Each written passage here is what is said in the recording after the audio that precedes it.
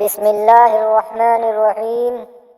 کیا عورتوں کا بغیر دوپٹہ اوڑھے وضو کرنا جائز ہے؟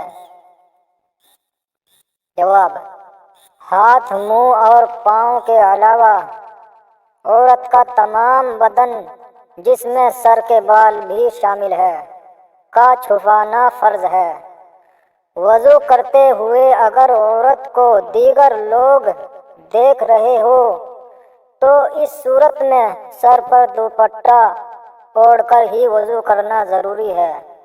اس کے برعکس اگر کوئی دیکھنے والا نہیں تو پھر بغیر دوپٹہ کے بھی کر سکتی ہے۔